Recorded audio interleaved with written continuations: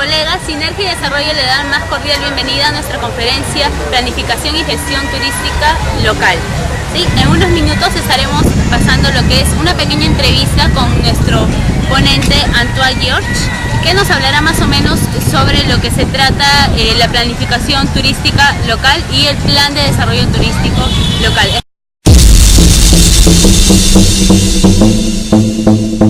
Profesor Antoine, muchas gracias por el tiempo que nos ha brindado al equipo de Sinergia y Desarrollo para poder brindarle un poco de información a nuestros compañeros antes de que empiece la conferencia, pues, ¿no? Queríamos empezar preguntándole o haciéndole la primera pregunta con respecto a lo que es en sí el plan de desarrollo turístico local. ¿Por qué usted cree que debemos contar con este plan aquí en Perú? Bueno, primero bienvenidos.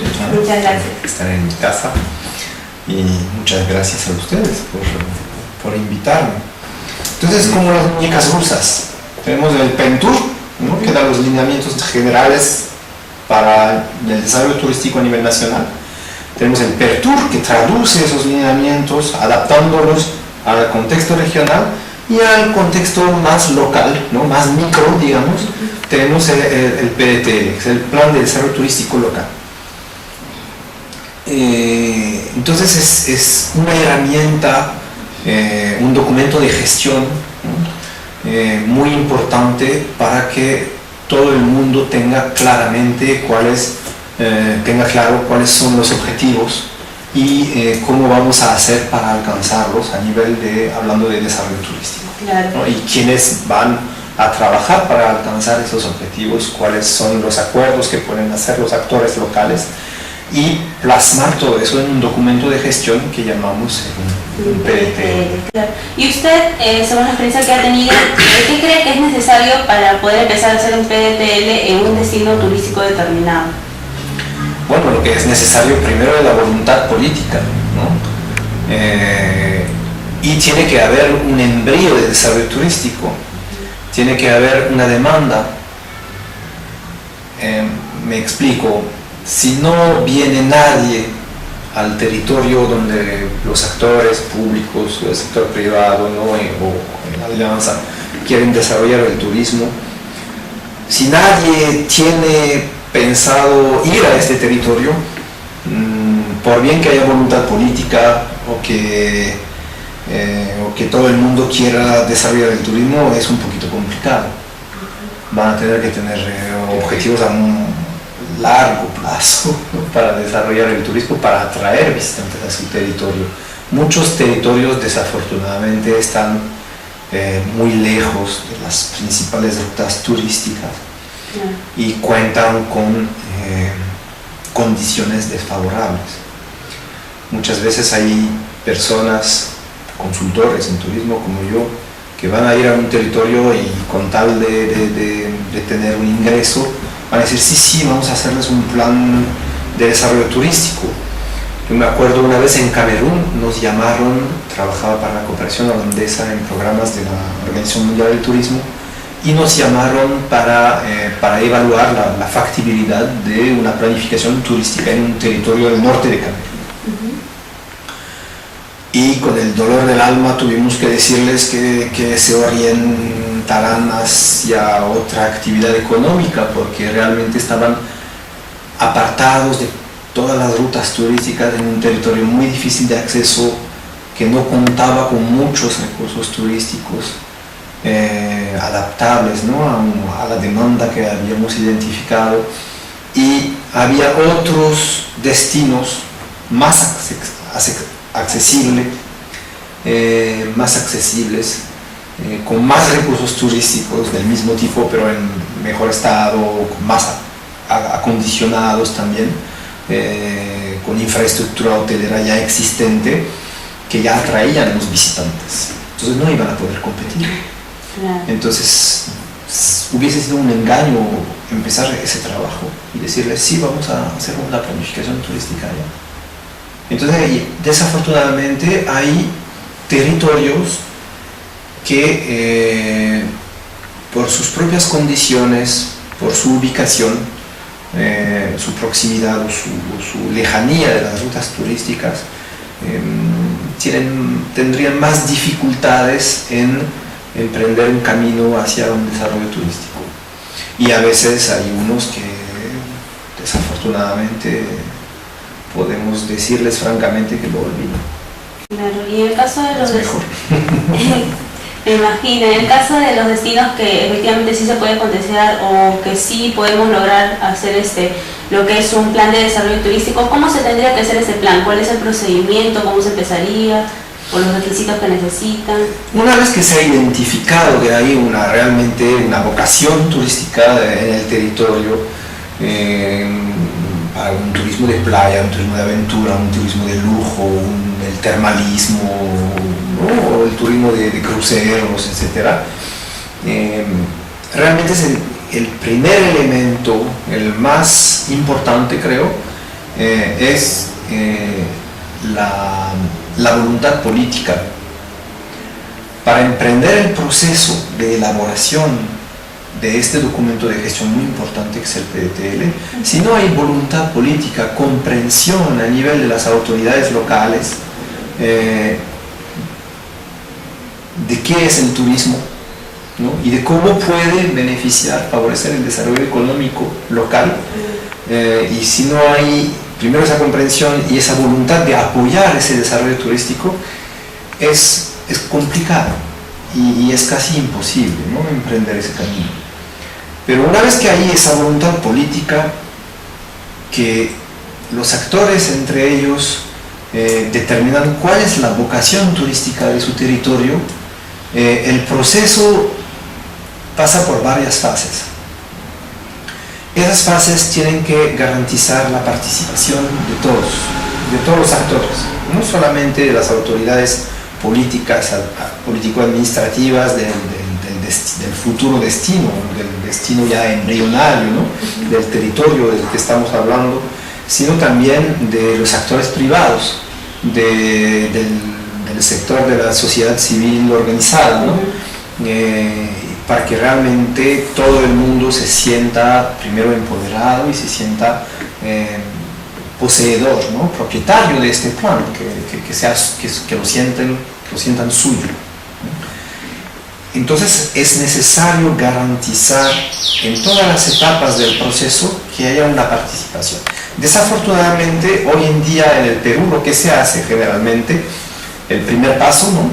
Es desde la gerencia de desarrollo económico de la provincia, de la municipalidad distrital o provincial. Se llama un consultor, se redactan unos términos de referencia, se lanzan unas bases, se las publican en el SEACE, ¿no? En el sistema electrónico de adquisiciones del Estado,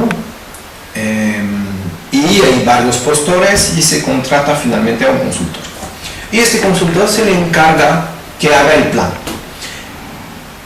A mí esto me parece un poquito como que decimos como autoridad, si me pongo en sus zapatos, digo, ya, ok, queremos hacer un plan, ya, pero nosotros no queremos hacerlo, queremos que lo haga un consultor, al final lo validamos, entre comillas, ¿no? Y el resultado en la mayoría de los casos es un documento que se llena de polvo en unos estantes, y después de unos 2, 3, 4 años todo el mundo se ha olvidado del documento y de que se ha hecho este plan. Generalmente el que lo saca del polvo, ¿no? Le sopla el polvo, así lo limpia un poquito, lo abre y mira así maravillado. Es el consultor siguiente, de la gestión siguiente, que dice, tendríamos que hacer un plan de desarrollo turístico de la región, olvidándose de que ya se ha hecho el trabajo, ¿no? Entonces, eso es el defecto mayor que existe ahora, ¿no? En el Perú. Yo creo que el proceso tiene que pasar por muchas acciones de facilitación, ¿no? Que garanticen la participación de todos, y que un consultor externo, experto en materia de desarrollo turístico en este caso, tendría que tener un papel más de capacitador, facilitador, ¿no? No de hacer el plan él, ¿no? Sino de asesorar a la gente y de capacitarlos en todas las etapas del proceso para que poco a poco primero entiendan qué es desarrollo turístico, que entiendan cómo se hace y que determinen ellos mismos los objetivos a alcanzar, los medios que les van a permitir alcanzar esos objetivos, y ellos saben cuáles son sus medios. El consultor generalmente lo sabe muy bien, ¿no? Ellos saben cuáles son sus medios, ellos conocen su territorio, entonces ellos van a poder van a poder definir un conjunto de programas y de proyectos realistas, ¿no? Realistas conforme a su presupuesto, a todo eso. Entonces, en el proceso, ¿qué viene? Primero se determina la vocación turística del territorio, ¿no? Luego se tiene que hacer una cantidad determinada de estudios. Yo repito siempre que el primer estudio que se tiene que hacer es el estudio de la demanda. Muchas veces la primera cosa que oyemos cuando vamos a un territorio, cuando vamos a una municipalidad, ¿no?, es la gente decir: tenemos esto, tenemos la cascada tal, tenemos la fiesta tal, tenemos nuestra gastronomía, y con mucho entusiasmo, y esto vale, es muy bueno, ¿no? Pero es un poquito como decir: tenemos todo eso en la tienda y no comprendemos por qué la gente no viene a comprar, a consumirlo, a verlo, ¿no? Entonces es lo que se llama un enfoque de ventas, ¿no? Me gusta mucho esta distinción, no la he inventado yo, esta distinción entre enfoque de ventas y enfoque de marketing. Enfoque de ventas es: tengo un montón de productos, son productos maravillosos porque los he producido yo, los pongo en mi tienda y espero que vengan a comprarlo, ¿no? Y me doy cuenta de que de repente no vienen a comprar mis productos, o vienen a pedir otros productos, y no he pensado en producir esos productos. Un enfoque de marketing es saber qué quieren los clientes, identificar una necesidad en la sociedad en un momento dado y producir algo que va a responder a esa necesidad. Eso es un enfoque de marketing. En turismo, ¿cómo se traduce eso en turismo? En turismo es primero saber lo que buscan los que vienen a mi territorio, y qué buscan los que no vienen, y que podría tener para ofrecerles si ellos supiesen, ¿no?, que existe en mi territorio. Y una vez que se ha hecho ese trabajo, solamente una vez que se ha hecho este trabajo, ya podemos empezar a ver qué tenemos en el stock para responder a la demanda, ¿no?, que tenemos en la tienda para poder ofrecerles, que nos va a servir, y ahí vamos a poder priorizar, vamos a poder decir: esto es lo que buscan, no sé, la gente que viene a este territorio están buscando algo en torno al agua, las cataratas, etc. Entonces vamos a condicionar más el acceso a este tipo de recurso que el acceso a otros tipos de recursos. Eso nos permite definir las prioridades. Entonces es muy importante definir la demanda para poder saber qué voy a utilizar de lo que he identificado en mi oferta. Entonces, estudio de demanda, estudio de oferta.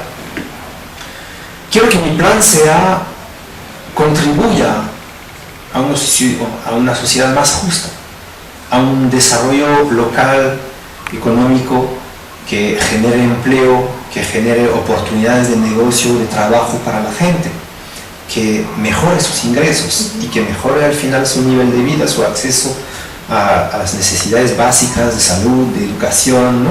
Quiero que el turismo contribuya, el desarrollo turístico contribuya al desarrollo local de mi territorio. Entonces voy a también necesitar otros insumos, que son los datos socioeconómicos de mi territorio. De ahí me voy a dar cuenta, por ejemplo, que en tal parte de mi territorio tengo una población que tiene menos acceso, pero que tiene una riqueza enorme. Entonces, poniendo todo eso en conjunción, la demanda, la oferta y las características socioeconómicas de mi territorio, voy a poder identificar mis prioridades. Voy a poder identificar mejor las acciones que voy a tomar para que el desarrollo turístico contribuya realmente a a un mejor estar para la población que administro, ¿no? Entonces esos son los estudios básicos que se hacen. También se puede hacer estudios de las condiciones medioambientales, ¿no? Y al final de todo esto se elabora un FODA, ¿no? Fortalezas, oportunidades, debilidades y amenazas, exacto, ¿no? Condiciones, fortalezas y debilidades que son condiciones internas, ¿no? Que me permiten, ¿no? O sea, es como mirarse al espejo y mis fortalezas son estas, mis debilidades son estas, ¿no?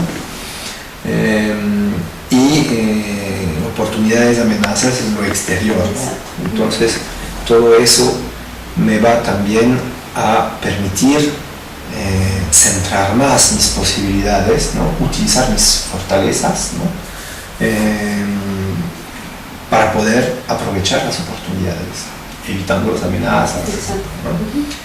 Entonces esto es lo que nos permite definir, ¿no? En este laberinto de oportunidades, de amenazas, ¿no? que me va a permitir definir un camino, o sea, una estrategia, ¿no? Decir, es la estrategia que la estrategia es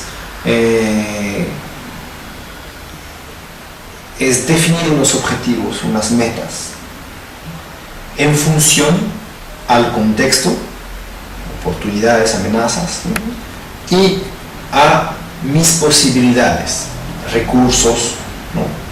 Fortalezas, debilidades, pero mis recursos, mis capacidades, las capacidades de mi población, ¿no? Su nivel de educación, las capacidades del personal de la municipalidad, del personal de los negocios que están en mi contexto territorial y muchos otros factores, ¿no? Entonces, ¿qué recursos humanos, financieros, etcétera, tengo para poder alcanzar estas metas? Entonces, una vez que he determinado esto, ya puedo pasar a traducir esta estrategia eso es la tercera fase, ¿no? En un conjunto de programas y proyectos. Y esos programas y proyectos también puedo priorizarlos, articular, ¿no? Porque muchas veces hay proyectos que puedo imaginar pero que no están a mi alcance.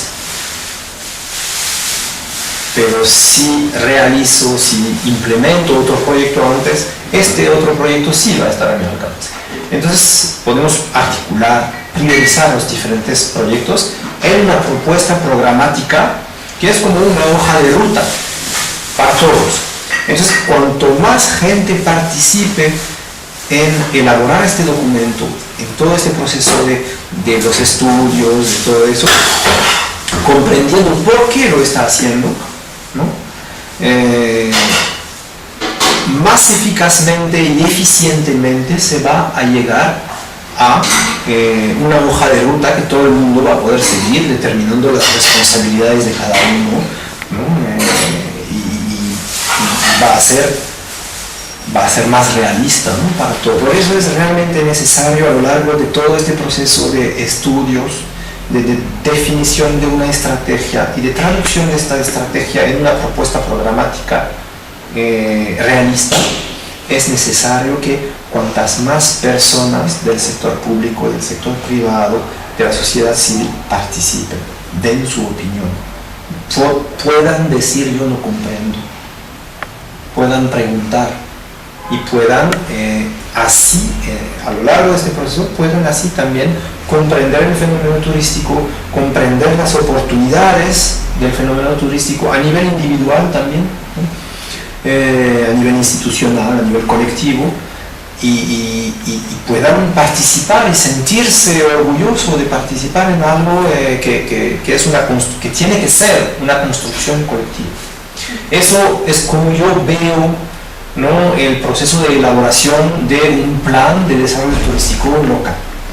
Entonces, según todo lo que usted nos ha ido indicando, efectivamente el gobierno local debe tener una voluntad mayor para poder elaborar el plan de desarrollo turístico, ¿verdad? Sí. Eso es lo que usted cree. Y en todo caso, ¿habría forma, viendo la realidad peruana en cuanto al turismo, de que probablemente el sector público pueda trabajar con el sector privado para poder lograr unos mejores planes para diferentes localidades? Eso es siempre el tema, un poquito delicado, porque primero porque el sector privado le tiene un poquito de temor al Estado, ¿no? Y segundo porque el Estado tiene muchas dificultades a cierto nivel, ¿no? A nivel local, en todo caso, de entender correctamente las lógicas económicas, ¿no? del sector privado. Entender por qué toman tales decisiones y cuáles son sus necesidades, ¿no? Por eso tenemos, por ejemplo, planes de desarrollo turístico local que son completamente descabellados, porque son elaborados únicamente por la municipalidad sin tomar en cuenta las condiciones, el contexto económico y a nivel de oferta, de demanda, sin hacer estudio de mercado, ¿no? Y sin entender las necesidades del sector privado. Y por eso no funciona, porque puede ser una idea maravillosa, pero si no responde a las necesidades de la gente que trabaja, que tiene empresas, ¿no? No va a funcionar simplemente. Exacto. Entonces es vital que a nivel local las entidades político-administrativas locales, ¿no? Municipalidad, distrital, provincial, entiendan bien cuáles son las lógicas, ¿no? del desarrollo turístico, entiendan bien que primero es conocer la demanda en vez de la oferta, hacer un estudio de mercado, y a eso nos acerca al sector privado, ¿no? Y hacerlo también de manera participativa con el sector privado.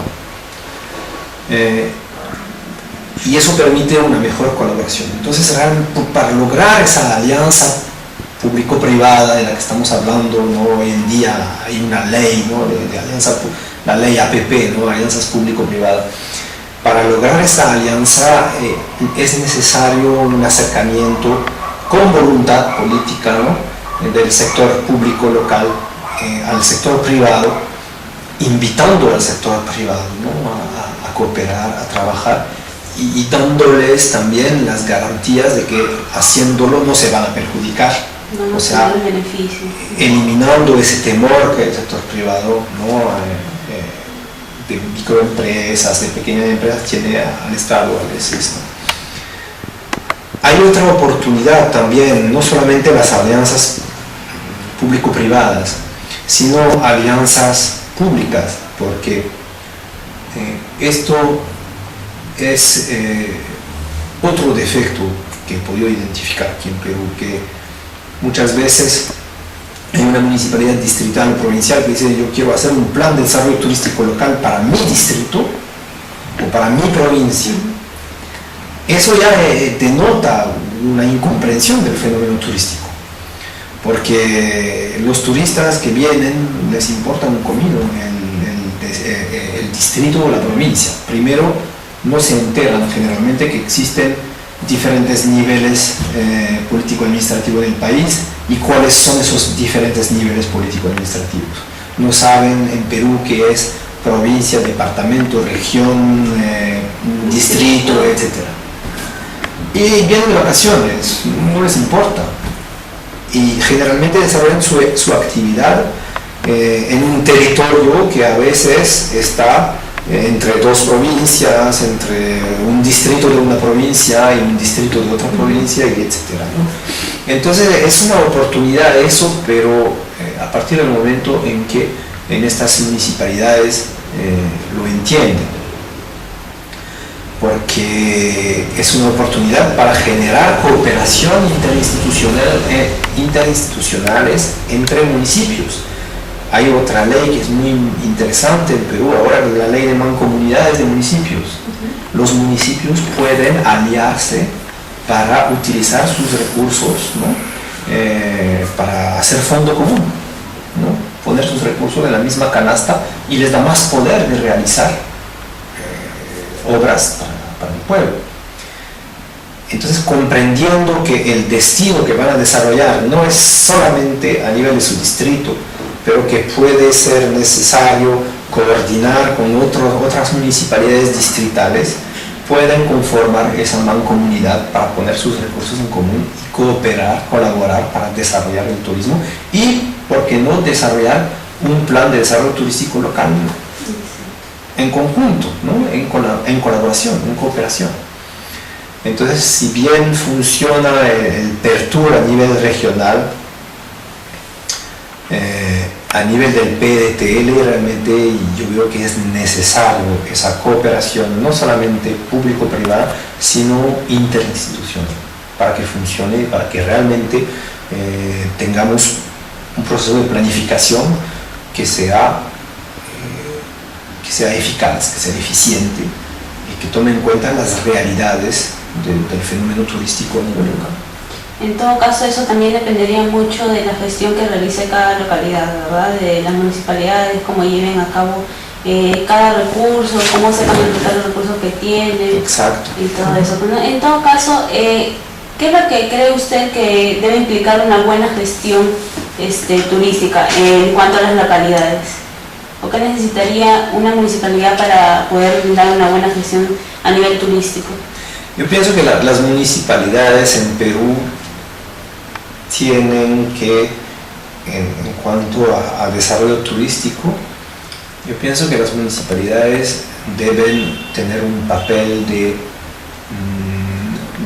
facilitador, ¿no? Y de líder, no líder como jefe supremo, ¿no? que dicta lo que se tiene que hacer, sino que de líder, simplemente un líder que da el ejemplo, que anima, ¿no? Que motiva, que hace participar, ¿no? Y que crea las condiciones que van a hacer que se va a desarrollar el turismo. Ese papel no lo tienen hasta ahora. Muchos municipios primero no entienden el fenómeno turístico, no entienden las oportunidades que puede generar y ahí, bueno, me voy a atrever a hacer unas pequeñas críticas, ¿no? Lo que veo a nivel de los municipios en Perú es una gran dificultad para tener una visión que va más allá de la gestión del alcalde actual, ¿no? Uno de los defectos de los que todo el mundo se queja aquí en Perú a nivel de la gestión municipal es que llega las elecciones, llega un nuevo alcalde, ¿no? Que sustituye al otro y destruye completamente todo lo que ha hecho el alcalde anterior para imponer él su visión, etcétera, etcétera, ¿no? Muchas veces eso va mucho más allá. Simplemente saca todo el personal, ¿no? Que puede sacar para sustituirlo para su persona, ¿no? Entonces esto no permite tener un proceso de planificación correcto del desarrollo turístico de un territorio. ¿Por qué? Porque el turismo el desarrollo turístico es un proceso de largo plazo. Entonces hay una necesidad de continuidad. Si no se da esa continuidad, no se va a dar el desarrollo turístico local en forma sostenible. Se puede dar, pero de manera más amplia, ¿no? Porque será liderado por el sector privado, para responder a una demanda, ¿no? Entonces realmente hay una necesidad a nivel de los municipios de continuidad para ver realmente los frutos para su población de la planificación turística. El problema es que los alcaldes ven al horizonte del fin de su gestión y ven lo que les va a dar votos, ¿no? Entonces, por eso en todo el país tenemos el síndrome del alcalde ingeniero, ¿no? Los alcaldes en el interior del país todos se los ven con su casco, ¿no? Con su casco, ¿no? Y su lema común general es más obras para el pueblo. ¿Por qué más obras para el pueblo? Esto también hay que saber, ¿no? Más obras para el pueblo significa que es algo tangible que el pueblo ve, ¿no? Que es, pero era construido, ha hecho obras, ¿no? y hasta se puede oír, sí, ha robado, pero bueno, al menos ha hecho obras en mi calle, etcétera, etcétera, ¿no? ¿Y por qué más obras para el pueblo? Simplemente porque más obras para el pueblo es cemento. Me acuerdo de un poblador del distrito de Anapia, las islas de Anapia en el lago Titicaca, un señor aymara, un miembro de la comunidad, y que me decía, que era muy lúcido, ¿no? Y que me decía, los ingenieros son unos alienados, para ellos el desarrollo es sinónimo de cemento. Y eso es una enfermedad que tenemos aquí.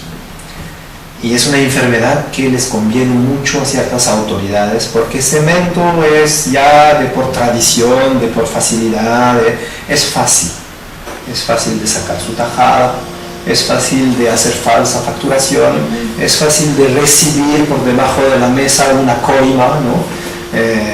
Hay estudios que muestran que 10% del dinero público en Perú desaparece en la corrupción. Eso es una evaluación baja, ¿no? Yo pienso que es más. He conocido, por ejemplo, contractores, ¿no? O consultores, ¿no? Que en su precio integran el precio de la corrupción. O sea, en su hoja Excel simplemente ponen 10% para el alcalde. Porque ya saben que ya es la manera en que se hacen las cosas, ¿no? Ya es casi una tradición, ¿no? En ciertas partes del país, ¿no? Me imagino ya la gente que va a saltar escuchándome decir eso si ve el video en YouTube. Pero bueno, hay que reconocerlo, es la verdad, ¿no? Es la realidad. Ya he visto muchos casos en que se han hecho obras completamente inútiles, hablamos de elefantes blancos, ¿no? Que simplemente ha servido al alcalde para que de 6 millones de cemento se pueda ganar 1 millón para financiar su campaña, para pasar al nivel superior o para ser reelegido. Entonces eso es una enfermedad que impide el desarrollo no solamente turístico local, sino el desarrollo económico local general, en forma sostenible del país, ¿no? Ese pensamiento de pensar primero en mi bolsillo, en mi carrera, en vez de pensar en que me ha elegido el pueblo para que justamente yo les retorne, ¿no? En términos de mejorar su vida, la confianza que han tenido. Entonces eso es un problema grave, y si no existe esa preocupación en los municipios del Perú por trabajar con el sector privado de manera transparente y por aprovechar las oportunidades, simplemente no vamos a llegar a un desarrollo turístico, ¿no? Hace poco en una región del país hay una laguna maravillosa, y estaban con un proyecto millonario para cementar toda una parte de eso. Lo piensan como desarrollo turístico. Es una área natural de una belleza extrema, y la idea que tienen es simplemente poner no sé, una cosa de cemento enorme con sus bancas, o sea, como en la Boca China, ¿no? Pero eso ya podía ser hace 50 años, pero hoy en día ya no, la gente ya no quiere cemento. Entonces ya, bueno, me he perdido un poquito en los recovecos de la gestión municipal, ¿no? Pero la gestión municipal es vital, ¿no? El municipio realmente es un factor clave para lograr un desarrollo turístico local sostenible. Como nosotros sabemos, usted ha viajado alrededor del mundo y ha podido conocer diferentes culturas, diferentes maneras de trabajar y de velar por el turismo en otros países, sí, ¿no? A diferencia de otros países, ¿cómo ve la realidad aquí en Perú? ¿O hay algún país que efectivamente le llama más la atención? Si de repente lo puede comparar con la realidad nacional. Es complicado comparar, ¿no? Es complicado comparar porque no todos los países tienen la misma lógica de desarrollo turístico y las mismas condiciones. Por ejemplo, hay países como Túnez o Marruecos que han orientado su desarrollo turístico únicamente para responder a la demanda de turismo de playa barato, ¿no? De los países que están inmediatamente al norte, que son todos los países emisores encima de Europa, ¿no? Entonces ellos reciben mucho más, países pequeñitos que reciben mucho más turismo que Perú. El Perú es un país donde se ha creado muy tempranamente formas de turismo que ahora están cada vez más buscadas por la demanda, ¿no? Muy tempranamente en Perú se ha hablado de turismo, de ecoturismo, ¿no? De turismo equitativo, de turismo vivencial. Creo que no he oído ese término en ninguna otra parte del mundo, turismo vivencial. Creo que es la traducción tal vez, ¿no?, de ese turismo, ahora se llama turismo rural comunitario. Pero en Perú se ha trabajado muchísimo y realmente me ha dado a mí personalmente mucho placer, mucho gusto de conocer personas de una calidad enorme, ¿no?, que han trabajado en todo ese proceso, que han liderado todo ese proceso de desarrollo de un turismo más sostenible, más equitativo, más inclusivo, diríamos hoy día, ¿no? La gente del Programa Nacional de Turismo Rural Comunitario, gente muy comprometida, la gente del programa de Mi Tierra un Producto, por ejemplo, del MINCETUR.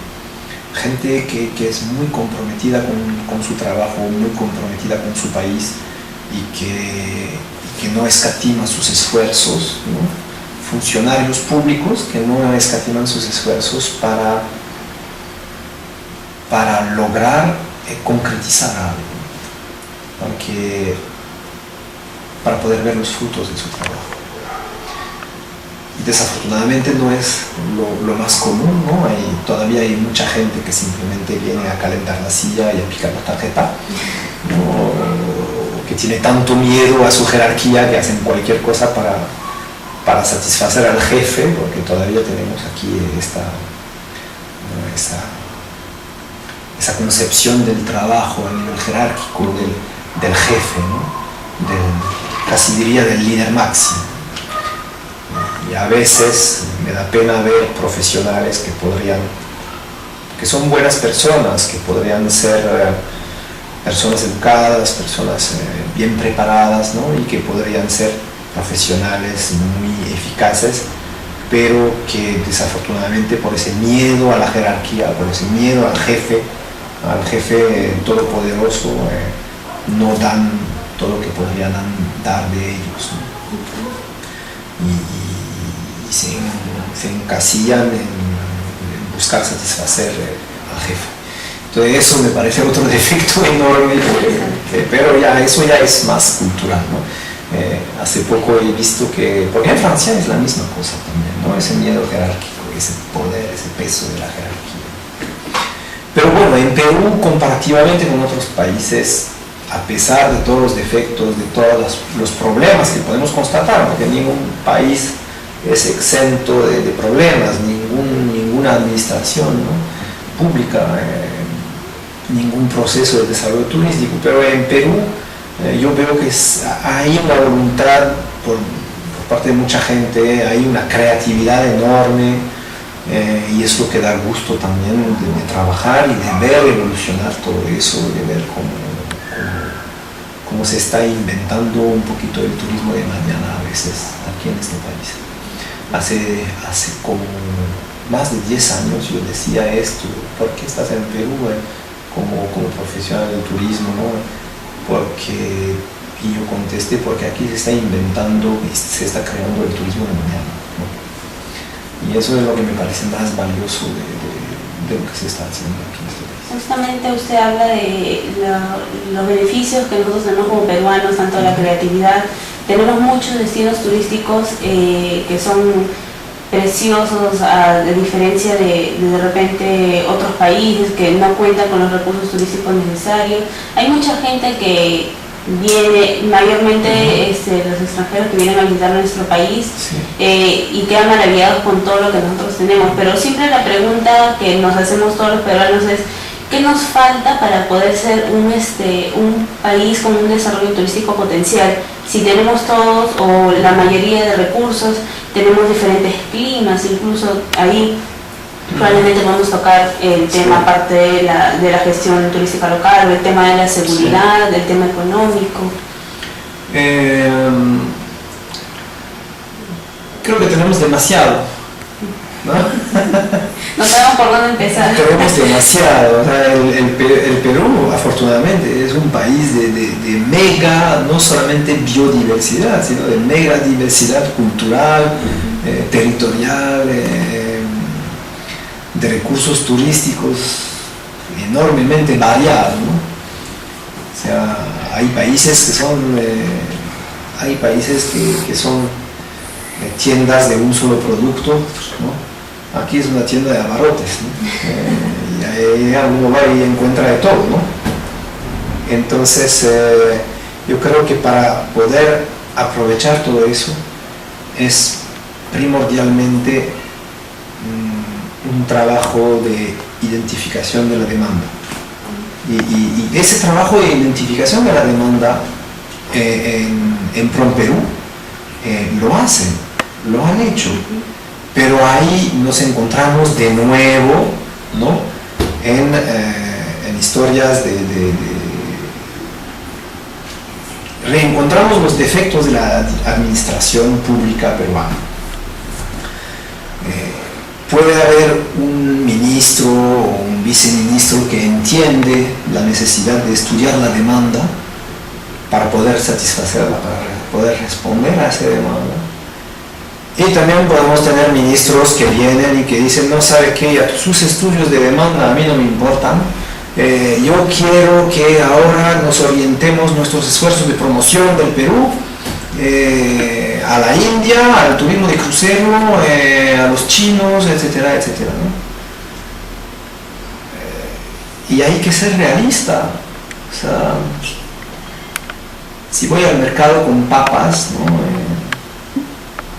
no voy a buscar dónde están los que quieren piña, ¿no? Es tan sencillo como esto, ¿no? Entonces, PROMPERÚ ha hecho un maravilloso trabajo, está haciendo un maravilloso trabajo de identificación de las demandas, ¿no? Pero este trabajo está de nuevo a la merced de alguien que llega y que dice, no, nuestras prioridades a partir de ahora son otras y ahora vamos a buscar satisfacer una demanda ficticia, imaginaria, ¿no? Que no existe, y ahí ya todos los esfuerzos se van al tacho y es dinero público del pueblo peruano que paga sus impuestos, ¿no? Que confía ese dinero a sus representantes para manejarlo, para administrarlo, ¿no? Por ellos, ¿no? Colectivamente, y ese dinero se va, todos esos esfuerzos y ese dinero es como que no hubiesen existido, ¿no? Es la situación presente, ¿no? Entonces, de nuevo recaemos en el tema central. ¿Quién maneja no solamente el desarrollo, sino quién maneja la promoción del país, ¿no? ¿Quién da las directrices? ¿Quién dice, ahora vamos a hacer esto, vamos a ir allá? Si el que lo dice es un líder, ¿no? Significa que toma en cuenta lo que se ha hecho antes, toma en cuenta la opinión de sus colaboradores, aunque estén de un rango jerárquico inferior, vamos a poder hacer algo juntos, ¿no? Pero si el que llega dice, ahora vamos a hacer esto, y todo el mundo se calla la boca porque simplemente yo lo he decidido, ¿no? Y que dice, a mí no me importan los estudios que se ha hecho antes, no me importan sus estudios de mercado, yo he decidido y punto, es así. Ahí ya estamos en un mundo completamente descabellado, en que no hay nada de certeza, no hay nada de continuidad, no hay realismo, no hay eficiencia, que es el gasto del dinero público para algo concreto, ¿no? El buen uso de los recursos, y no hay eficacia tampoco.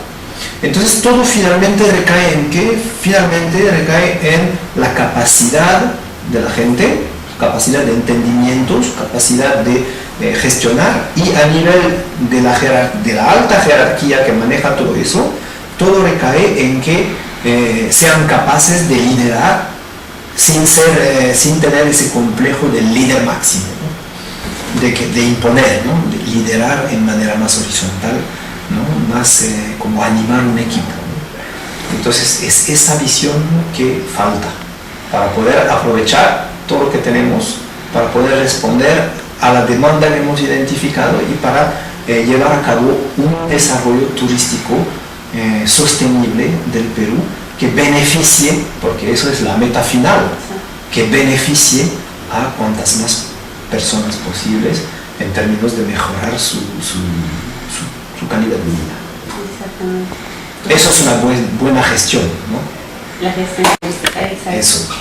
Y ahí ya no gestión municipal, sino gestión administrativa, gestión del Estado, del desarrollo turístico, ¿no? Y si no tenemos esas condiciones reunidas, sube, recae, ¿no? Es un poquito el proceso general histórico del país, ¿no? Ahora tenemos una bonanza, ¿no es cierto? Yo he llegado al Perú hace 16 años, cuando he llegado más joven, ¿no? Entusiasmado por ese territorio maravilloso que es el Perú, ¿no? Y que he empezado a recorrerlo entre costa, sierra y selva, norte, centro, sur. Si fuese San Bocavero diría el deporte, la juventud, ¿no? El trabajo. Realmente he visto que es un país increíble, pero cuando he llegado no había nada, era terrible. El país salía de una época de las más negras de su existencia, ¿no? Con el terrorismo, Sendero Luminoso, etc. No había carreteras asfaltadas. Yo he visto asfaltar esas carreteras de Cusco a Puno, de Puno a Arequipa, de Nazca a Cusco. Ahora todo el mundo toma la carretera, es normal, ¿no? Pero yo me acuerdo, viajar era una hazaña, realmente era terrible a veces, ¿no? Y es increíble. Yo me acuerdo de un país oscuro, ¿no? Yo vivía en Cusco, hasta he tenido que fabricar mis muebles yo mismo para poder, ¿no? Instalar. Entonces, o sea, diseñarlo yo mismo, no se encontraba nada. Ahora estamos en un país completamente diferente, 16 años más tarde. Hoy en día estamos en un país que llaman de tigre de Latinoamérica, ¿no? En referencia a los tigres de Asia, ¿no? Singapur, Corea del Sur, Hong Kong, todo eso, ¿no? Entonces es un país que tiene una velocidad de desarrollo, un crecimiento económico que otros países como los de Europa le pueden envidiar, ¿no? Estamos en una época en que los peruanos ya no emigran, sino que regresan. Y encima son seguidos por los a quienes antes les iban a pedir trabajo, ¿no? Y ahora es lo contrario, hay como una inversión histórica. Pero esto nos olvidamos muchas veces que el objetivo de esto no es tener todos una tarjeta de crédito con una línea de crédito de 200 soles, ¿no? Para pagar pasta dental en 10 cuotas, ¿no? Esto nos olvidamos que todo esto no es simplemente para consumir y sin ver más allá. Porque ¿qué pasa? Vemos periodos de bonanza económica en la larga duración, ¿no? A nivel histórico, ciclos que no se han sabido aprovechar, ¿no? Que no se han sabido aprovechar para sentar las bases de un desarrollo propio, ¿no? Y de nuevo, hoy en día estamos en lo mismo. Si mañana cae la demanda de productos de la pesquería y de la minería del Perú, ¿no? Estamos en un momento, felizmente, ¿no? De demanda fuerte, pero imaginemos que mañana se cae, el resto se va a caer también, ¿no? Porque no habremos sentado las bases, ¿no? Entonces es necesario realmente, yo pienso, trabajar en todo eso, y el desarrollo turístico muestra un poquito el resto del fenómeno. Entonces, no sé qué puedo decirte. Yo creo realmente que el Perú se está desarrollando a nivel turístico en buena forma, ¿no? Falta más cooperación interinstitucional, falta más liderazgo horizontal y menos jerarquía impositiva a nivel del Estado. Falta muchas cosas todavía, capacidad de la gente, ¿no? Capacitación, formación, ¿no? Es necesario formar, capacitar profesionales que puedan responder con creatividad a la demanda que está llegando, ¿no? Me acuerdo de 1 billón, hemos logrado 1 billón, ahora 2, ahora 3, y para el 2015 5. Parece que sigue los años, ¿no? 2016 va a ser 6 millones, 2017 7 millones, ¿no? Pero toda esta hay que responder a esta demanda y con calidad, ¿no? Entonces es necesario realmente invertir mucho en la calidad humana, en capacitar a la gente, en trabajar de manera, me repito, ¿no? Pero más horizontal y de forma más colaborativas, con actores que para mí son actores claves, que sean facilitadores del desarrollo turístico, como una especie de diplomáticos, ¿no? Entre todos los actores, para sentarlos a la mesa y definir juntos qué vamos a hacer y animar este proceso, liderar. Eso es lo que hace falta. Bueno, profesor, muchísimas gracias por el tiempo que se ha tomado nuevamente para poder atendernos. Estamos gustosos de tenerlo con nosotros. Esperemos que sea un éxito la conferencia. Sí, muchas gracias de nuevo por su invitación y muchas gracias por venir y por permitirme expresar esas ideas y colocarlas en YouTube, ¿no? Espero que haya muchas opiniones. YouTube es una herramienta fantástica porque la gente puede comentar. Bueno, a veces hay gente que no tiene la capacidad, el entendimiento para ir más allá de maldito, no es así, etc. Pero puede ser una herramienta también para provocar el debate, para lanzar ideas, para preguntar más cosas y para tener debates constructivos, porque eso es lo que hace falta en la sociedad para que haya un desarrollo, ¿no? Debates constructivos de gente que pueda intercambiar ideas, y cuantas más ideas se puedan intercambiar de manera horizontal, participativa, más se va a desarrollar. Esperamos tenerlo seguido también en las siguientes conferencias, los siguientes eventos y nuevamente nosotros trabajar con ustedes. Nos vemos el 26. El 26 de febrero. Nos vemos.